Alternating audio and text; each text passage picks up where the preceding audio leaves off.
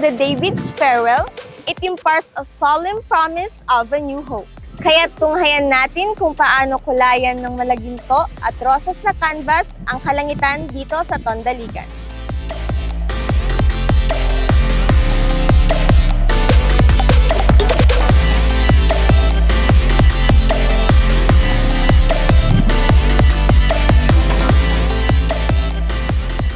So beautiful!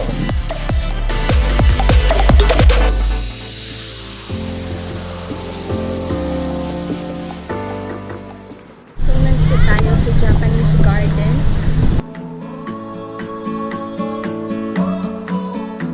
Sa kahabaan ng Baywalk ay matatagpuan din natin ang Japanese-Philippine Friendship Garden, kung saan maaari tayong magpahinga habang pinagmamasdan ang magandang tanawin ng karagatan.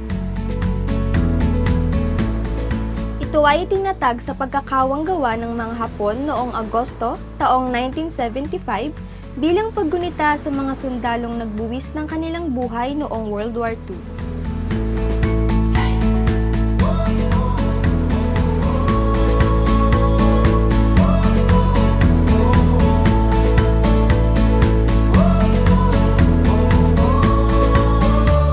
First time ko pumunta dito sa Tondaligan. Ayun, ang daming tao kasi ang ganda ng lugar.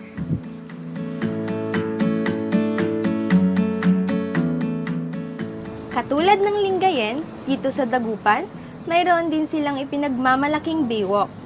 Pwede kang mag-bike, mag-jogging, maglaro ng sports, at syempre, hindi pwedeng mawala ang paborito nating food trip.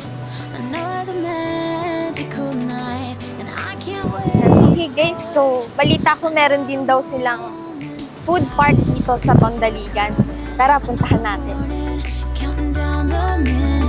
Cause we know we're gonna turn it loose and we don't have anything to prove.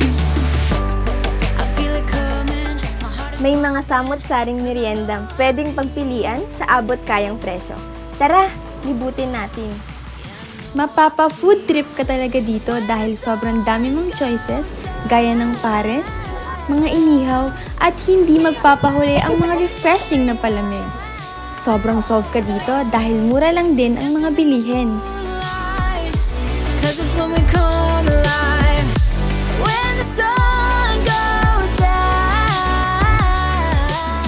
So yun guys, may nadaanan din ako dito. Hindi lang pala pagkain yung binibenta nila dito. Meron din silang mga bracelets and anklets. Uy, ang cute! Ayan. So kung nagawi kayo dito guys sa Tondaligan, pwede kayong bumili para makatulong kayo kila kuya. Thank you po!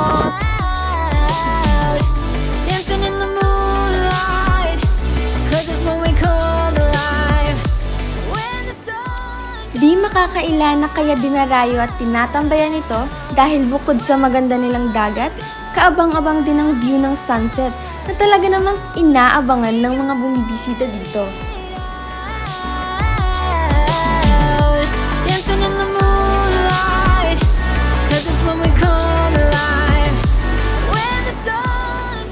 Here's to new beginnings, to endless adventures!